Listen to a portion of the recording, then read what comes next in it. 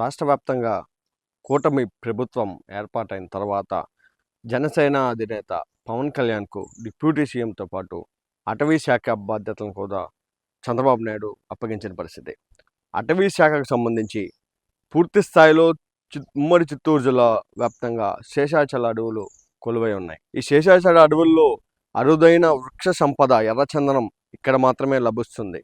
గత 2014 సమయంలో తిరుపతి కేంద్రంగా task force red sandal anti smuggling task force అని డిఐజీ స్థాయి అధికారి, గతంలో డిఐజీ కాంతారావు ఉన్నప్పుడు ఆయన్ని ఐజీ స్థాయి వరకు తిరుపతిలోనే ఉంచి రెడ్ శాండిల్ పరిరక్షణకు ఒక ప్రత్యేక బృందంతో పాటు వివిధ దశల్లో రెడ్ శాండిల్ నియంత్రణ సాధ్యమైందని చెప్పక తప్పదు. ఇలాంటి పరిస్థితుల్లో 2019లో వైసీపీ ప్రభుత్వం వచ్చిన తర్వాత పూర్తి స్థాయిలో కేసులు నీరు గారిపోయిన పరిస్థితి. శేషాచల అడవుల్లోని ఎర్రచందనం వివిధ ప్రాంతాలు వివిధ రాష్ట్రాలను తరలి వెళ్ళిపోయిన పరిస్థితి. 2014, 2019కి సంబంధించి 2014లో నమోదైన కేసుల్లో 2019లో కేవలం 20% మాత్రమే కేసులు నమోదైనట్టు అధికారిక లెక్కలు చెబుతున్నాయి.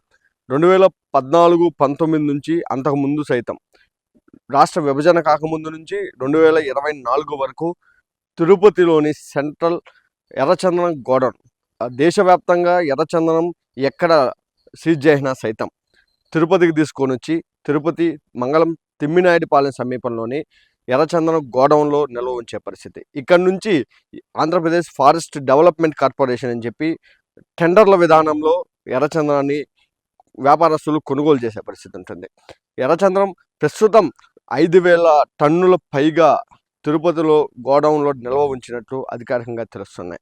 గత ఎన్నికల నోటిఫికేషన్ ముందు వరకు కొన్ని టన్నులు మాత్రమే ఇక్కడ నుంచి వేలం వేసిన పరిస్థితి.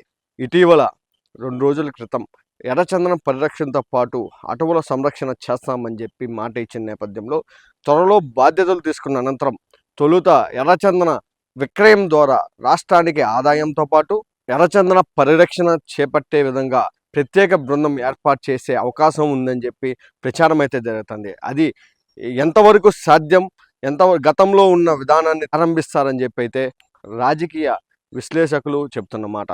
గతంలో ఉన్న టాస్క్ ఫోర్స్తో పాటు ఫారెస్ట్, పోలీస్ విభాగాల్లోని ఎర్రచందన పరిరక్షణకు ఎంతవరకు చర్యలు తీసుకుంటారు, ఎలాంటి అడుగులు వేస్తారనేది మాత్రం వేచి చూడాల్సిన పరిస్థితి నెలకొని ఉంది.